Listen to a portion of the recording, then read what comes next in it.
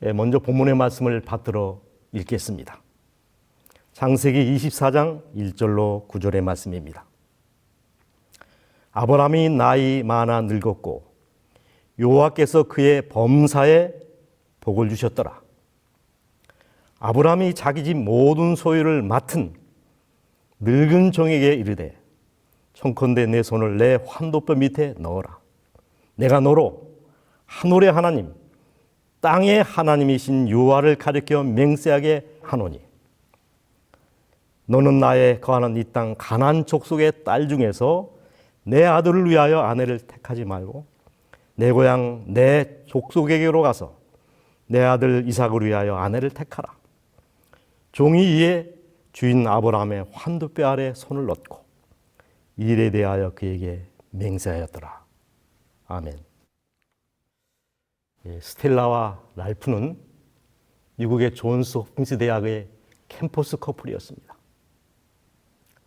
이 둘은 대학 축제 때 만나 단번에 사랑에 빠졌고 이 랄프가 졸업하고 의사시험에 합격하면 결혼하기로 둘이 장례를 약속한 사이였습니다.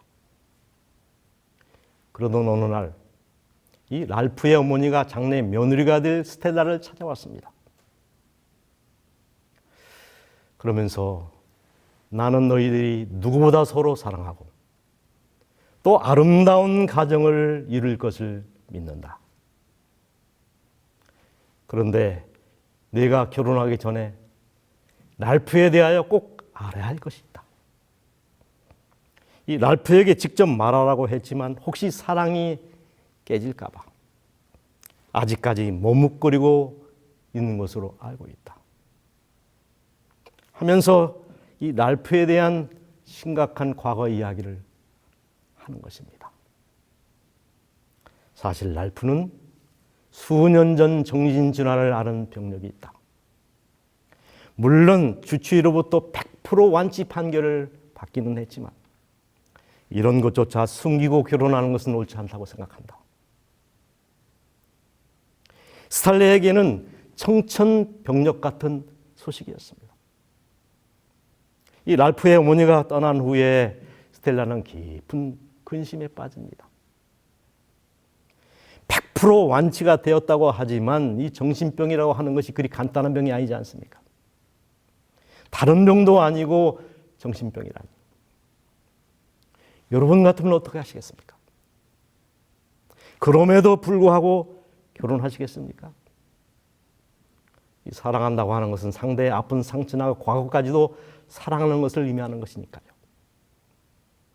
그러나 오랜 고민 끝에 스텔라는 랄프와 헤어져야 되겠다고 결정합니다. 그리고 둘은 사랑하기 때문에 헤어진다고 하는 아리송한 말을 남긴 채 어느 낙엽지는 가을 서로 손을 흔들면서 쓸쓸하게 남남으로 헤어졌습니다. 세월이 약이라는 말이 있지요. 랄프는 졸업 후 의사가 되었고 이 스텔라도 꽤 이름 있는 변호사를 만나 가정을 이루게 됩니다. 그렇게 세월이 한 10년쯤 흘렀습니다.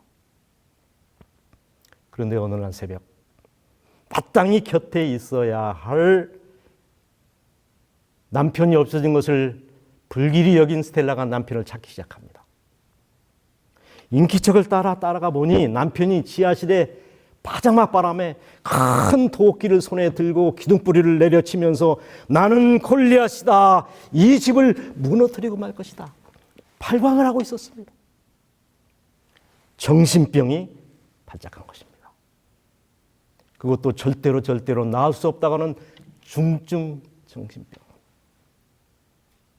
그것 때문에 사랑하는 랄프와 헤어졌는데 멀쩡하던 남편이 정신병자가 되다니. 곰을 피하려다가 사자를 만난 꼴이 된 겁니다. 결국 가정도 깨지고 행복도 깨어지고 인생도 깨어졌습니다. 마음의 상처를 달랠 길이 없던 스텔라는 정처 없는 여행길에 오릅니다. 그런데 참으로 우연히도 10년 전 헤어졌던 옛 애인인 랄프를 어느 공원에서 만나게 됩니다. 랄프 곁에는 자기보다 훨씬 아름다운 아내와 행복에 겨워 어찌할 바를 모르는 두 아이들이 아빠 엄마의 손을 잡고 공원을 산책하고 있었습니다. 랄프는 그 도시에서 가장 존경받는 의사로서 명성을 떨치고 있었고, 이 운명의 엇갈림. 인생은 만남입니다. 살기 위해서 만나고 만나기 위해서 삽니다. 그런데 이 마틴 부부는 대부분의 만남은 잘못된 만남이다라고 갈파했습니다. 대부분의 아가씨들은 백마를 탄 왕자를 기다리지만 정작 나를 태우러 온 사람은 왕자가 아니라 마부인 경우가 허다하다. 여러분, 왜 만남이 중요합니까? 운명을 바꾸기 때문에 그렇습니다. 특별히 부부란 숙명의 관계입니다. 죽음이 둘 사이를 갈라놓을 때까지의 관계입니다. 일수불태고 납장불입입니다. 저는 올 가정의 달을 맞이하여 창세기 24장의 이삭의 결혼에 대해서 이야기를 해야 되겠습니다. 구약의 3대 부조하면 아브라함과 이삭과 야곱입니다. 이들 중 가장 행복한 부부는 누구였을까요? 아브라함의 부부, 아브라함의 가정이었습니까? 이 아브라함의 가정은 절대로 행복한 가정이 아니었습니다. 사라와 하갈, 날마다 눈을 흘기며 싸웠습니다. 이스마엘과 이삭, 이복 형제들 간의 갈등은 세계의 갈등의 근원이 되고 있습니다. 여러분, 중동 분쟁의 근원이 무엇입니까? 접시 깨지는 소리, 다투는 소리가 이 가정에 끊이지 않았습니다. 정말 행복하고는 거리가 먼 문제투성의 가정이었습니다. 야곱의 가정, 더 난장판입니다. 부인이 몸종들까지 포함해서 4명 아닙니까? 자녀가 12명, 콩가루지만이었습니다. 요란하고 심란한 가정이었습니다. 야곱이 바로 앞에 했던 말 가운데 그의 일생이 잘 요약되어 있습니다. 내 나그네 길의 세월이 130년이 험악한 세월을 보내었나이다. 그러나 이삭의 가정은 출발부터 달랐습니다.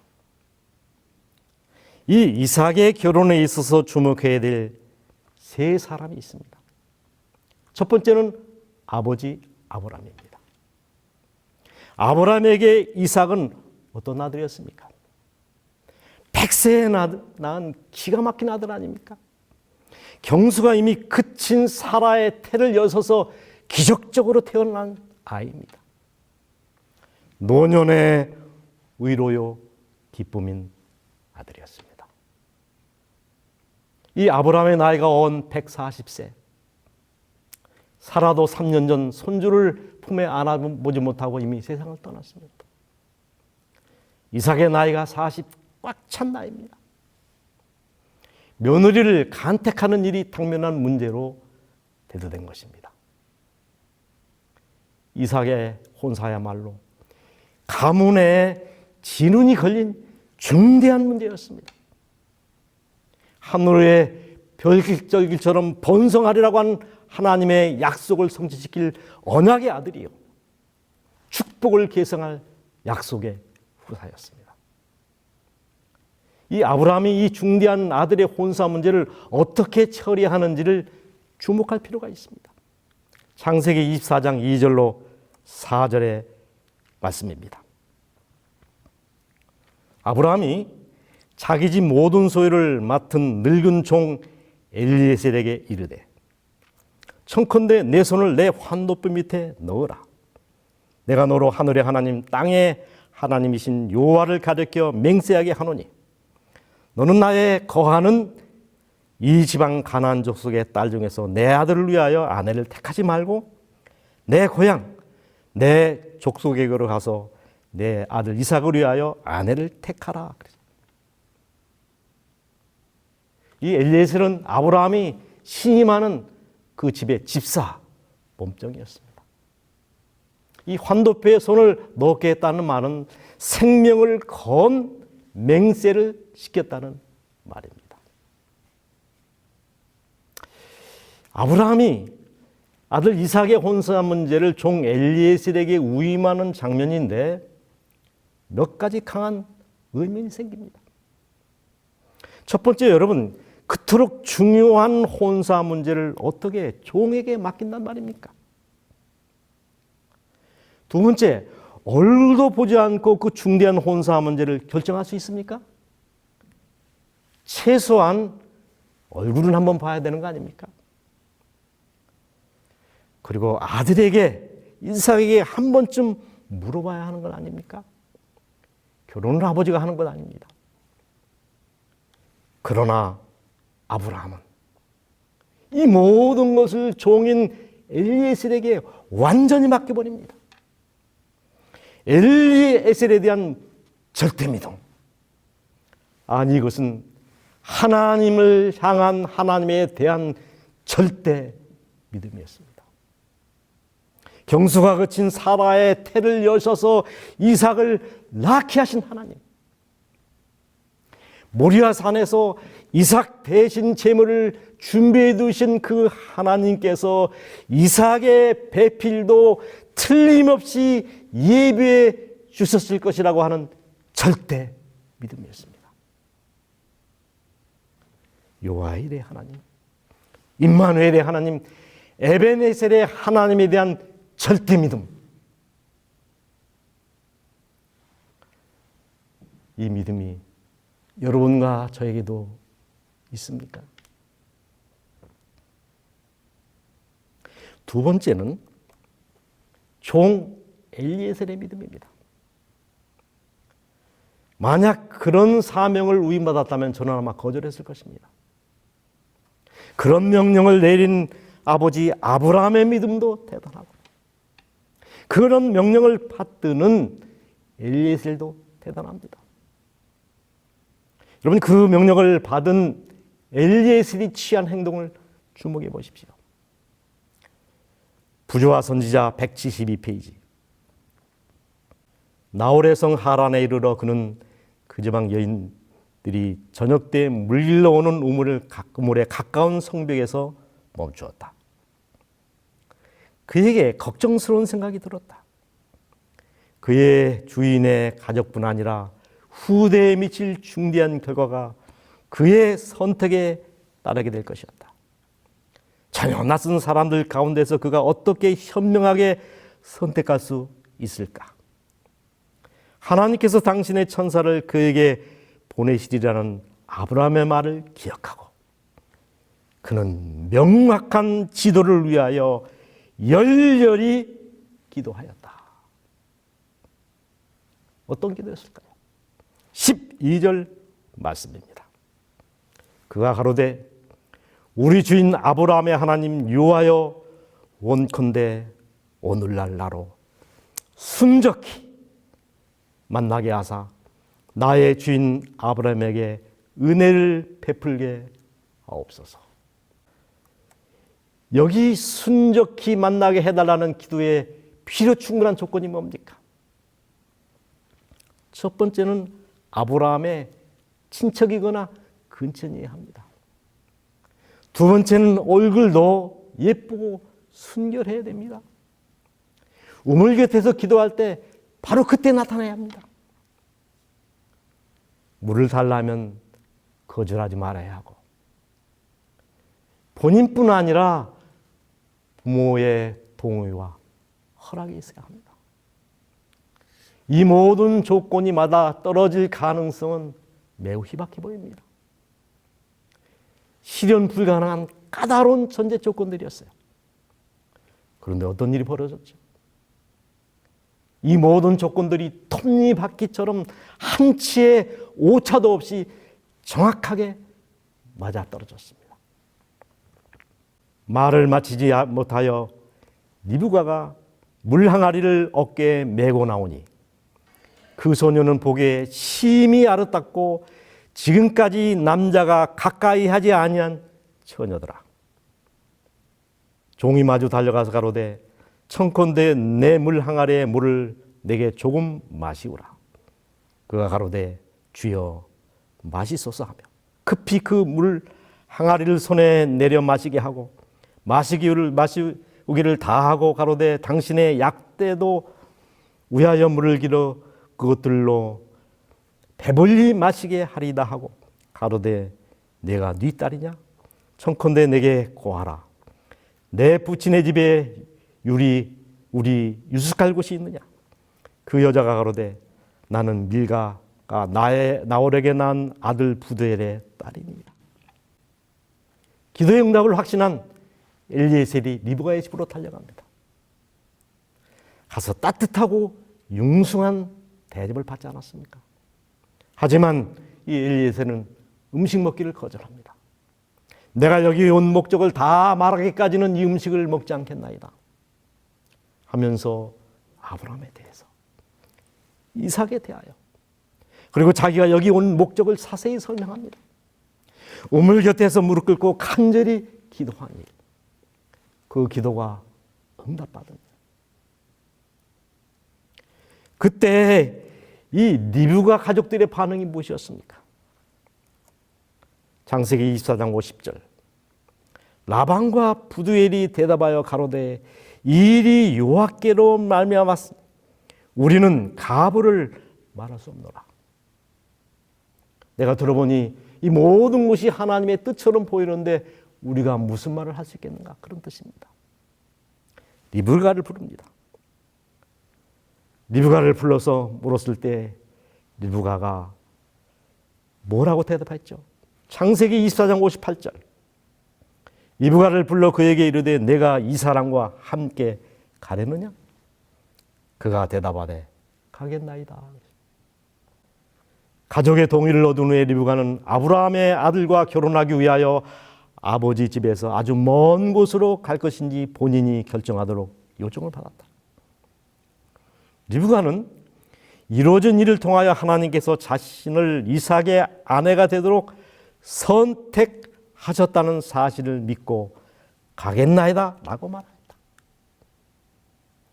여러분, 한 번도 얼굴을 보지 않은 그 신랑을 믿고 낯선 사람의 말만 듣고 따라 나서는 리브가가 정말 제정신입니까?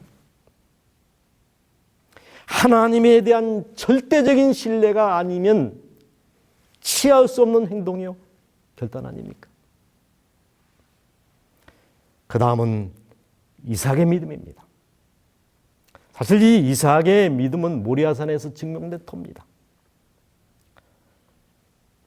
여호와께서 가라사대 내 아들 내 사랑하는 독자 이삭을 데리고 모리아 땅으로 가서 내가 내게 지시한 한 산 거기서 그를 번제로 드리라. 여기는 모리아 산 정상입니다. 단을 쌓고 그의 장적을 벌려놓고 번제를 드려야 하는데, 여러분, 번제라고 하는 것은 태워서 드리는 제사입니다. 제물을 찔러서 한번 죽이고 다 각을 뜬 다음에 그것을 태워서 드리는, 두 번 죽이는 그런 제사입니다. 아들아, 사실 하나님이 원하는 제물은 바로 너란다. 이때 이삭이 취할 수 있는 두 가지 태도가 있습니다. 물리적인 저항이죠. 제물은 양이나 소 같은 짐승으로 드리는 것이 사람으로 제물을 드리라고 하다니요. 십계명 중에는 살인하지 말라는 말도 있지 않습니까?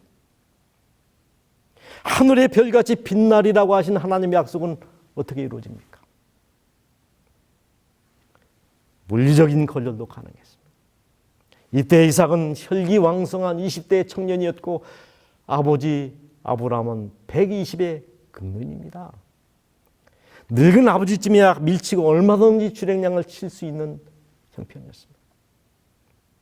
이때 때맞춰 이삭이 아버지를 그렇게 하고 도망쳤더라면 보시오 하나님, 나는 내 아들을 당신의 명령을 따라서 바치려고 했는데 저렇게 제 아이가 도망가니 나는 어쩌겠습니까? 변명 아닌 변명을 할 수 있을 텐데. 이삭은 도망은커녕 하나님의 제물이 된 것을 영광으로 생각했습니다. 지정된 장소에 이르러 그들은 제단을 쌓고 그 위에 나무를 올려놓았다. 그 후에 아브라함은 떨리는 음성으로 하나님의 기별을 아들에게 알렸다. 이삭은 그의 운명을 알고 두려워하고 놀랐으나 아무 저항을 하지 않았다. 그는 아버지의 슬픔을 덜어드리려고 애쓰며 아버지의 그의 활기 없는 손을 붙들다 자신을 제단에 붙들어 매는 줄을 매게 했다. 여러분, 20살짜리의 믿음이 이렇게 높고 고상할 줄이야. 이 믿음이 자신의 결혼 문제에도 그대로 나타났습니다. 창세기 24장 63절, 이삭이 저물 때 들에 나가 묵상하다가 눈을 들어 몸에 약대들이 오더라. 리브가가 눈을 들어 이삭을 바라보고 약대기에 내려 종에게 말하되 들에서 배하다가 우리에게 마주오는 자가 누구냐? 종이 가로되 이는 내 주인이다. 리브가가 면박을 취하여 스스로 가리우더라. 여기 묵상하다라고 하는 기도하다, 애도하다 그런 뜻입니다.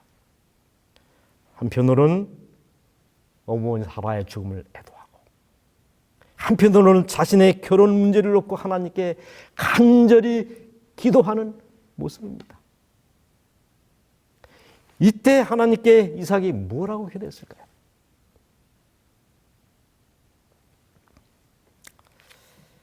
어느 신학생이 시험지를 받았는데 답을 모르겠더랍니다.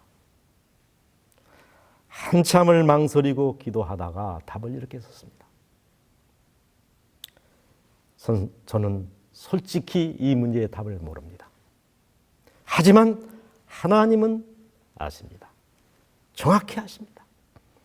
저는 하나님의 답과 의견에 동의합니다. 채점 결과가 나왔습니다. 하나님은 100점, 너는 빵점. 이삭의 기도가 바로 그런 기도였습니다. 하나님, 저는 제 짝이 누군지 모릅니다. 짝은 고소하고 내가 누구인지도 잘 모릅니다. 나의 갈 길과 할 일과 나의 가능성을 아시는 하나님, 내 짝이 누구여야 한다는 것을 잘 아시는 그 하나님, 나보다 너를 다 잘 아시는 하나님께서 결정하실 터인데 저는 하나님의 선택과 결정에 100% 동의합니다. 아버지의 지혜와 애정을 신뢰하는 이삭은 그 문제를 아버지에게 맡기는 것에 만족하였으며 또 선택하는 일도 하나님께서 친히 지도하여 주시리라고 믿었다 그랬습니다. 선지자는 이렇게 말합니다. 겸손한 믿음으로 나아가라. 그리하면 하나님께서 그대와 함께 하실 것이다. 깨어 기도하라. 이것이 일하는 기술이다. 해결은 하나님께로부터 이르러 온다. 여러분, 이삭이 리브가를 보는 순간 그녀가 마음에 들었을까요? 그렇고 말고요. 몇 프로입니까? 1000%입니다. 리브가가 면박을 벗는 순간 이삭은 단번에 하나님이 짝지어 주신 자신의 짝인 것을 알았습니다. 여러분 따라하십시오. 기도하는 자만이 미인 아내를 낳는다. 기도하는 사람만이 현숙한 아내를 얻습니다. 말씀을 정리하겠습니다. 아브라함과 이삭과 야곱은 이 구약의 3대 족장이라고 부르는데 그들이 향수한 연수는 다음과 같습니다. 아브라함 175세, 야곱 147세, 요셉 110세, 이삭은 180세입니다. 이삭이 가장 오래 장수했으니 그에 대한 기록이 많아야 할 텐데 이 창세기에서 이삭에 대한 기록은 오히려 가장 짧습니다. 아브라함에 대한 기록은 창세기 거의 5분의 1에 해당하는 12장입니다. 야곱도 마찬가지입니다. 그러나 이삭에 대한 기록은 창세기 24장 전후 달랑 2장입니다. 그만큼 그의 생애가 순탄했고 평안했단 말입니다. 여러분, 그 비결은 단 하나입니다. 하나님께서 중매하시고 하나님께서 주리하신 결혼이었기 때문입니다. 하나님께서 점지하신 짝을 만나 결혼했기 때문에 그의 생애가 그렇게 평탄할 수 있었던 것입니다. 성경은 말합니다. 나는 이혼하는 것을 미워하노라. 만군의 여호와의 말이니라. 여러분, 이 세상 어느 누구도 불행해지기 위하여, 이혼하기 위하여 결혼하는 사람은 아무도 없습니다. 다 행복을 꿈꾸며 결혼합니다. 그런데 왜 그렇게 많은 가정들이 결국에 고장이 나고 해체되고 있습니까? 믿음으로가 아니라 행함, 욕심으로 짝을 찾았기 때문입니다. 결혼, 이 결혼이란 마음과 마음, 육체와 육체, 영혼과 영혼, 혼과 혼을 결합시키는 것입니다. 그래서 결혼, 그렇게 얘기합니다. 그런데 왜 그토록 많은 가정들이 갈랐습니까? 육체의 결합은 이루어졌으나 영혼의 결합이 이루어지지 않았기 때문입니다. 하늘은 이혼을 어떻게 보고 있는지 두려운 말씀이 여기 있습니다. 나라의 법률에 의하여 한 여인이 남편과 이혼할 수 있지만 하나님께서 보시기에, 그리고 보다 높은 법에 의하면 아직 이혼한 것이 아니다. 하나님 보시기에 남편이나 아내를 결혼서약에서 풀려날 수 있는 입장에 놓을 수 있는 것은 오직 간음의 죄뿐이다. 국가의 법이 이혼을 승인한다 할지라도 하나님의 율법에 의하여 성경의 빛으로 볼 때는 그들은 여전히 남편이요 아내인 것이다. 국가의 법이 이혼을 승인한다 할지라도 하나님의 율법에 의하여 성경의 빛으로 볼 때는 그들은 여전히 남편이요 아내라는 것입니다. 이런 불행을 예방할 수 있는 최선의 비책이 뭘까요? 아브라함처럼, 이삭처럼, 리브가처럼 하나님께 전적으로 맡기는 것입니다. 그리고 기도하는 것입니다. 만일 남녀들이 결혼을 생각하기 전에 하루 2번씩 기도하는 습관을 가지고 있었다면 결혼을 앞둔 단계에서는 하루에 4번씩 기도해야 한다. 결론입니다. 결혼은, 진정한 결혼은 내가 많은 후보 중에서, 많은 아가씨 중에서, 많은 총각들 중에서 내가 취향에 맞는 그 어떤 한 사람을 선택하는 것이 아니라 하나님께서 점지해 놓으신 그 짝을 만나는 것입니다. 선택이 아니라 하나님께서 정해 놓으신 그 짝을 만나는 것입니다. 기도합시다. 내 헛된 평생의 모든 날, 곧 하나님이 해 아래에서 내게 주신 모든 헛된 날에 사랑하는 아내와 함께 즐겁게 살지어다. 이는 내가 일생에 해 아래에서 수고하고 얻은 분복이니라 라고 말씀하신 주님이시요. 우리도 아브라함처럼, 이삭처럼, 리브가처럼 순종하고 맡김으로 우리의 가정들이 세상의 그 어떤 가정보다도 가장 아름다운 행복한 가정이 되게 하여 주시옵소서. 가정의 창시자이신 예수 그리스도의 이름으로 기도합니다. 아멘.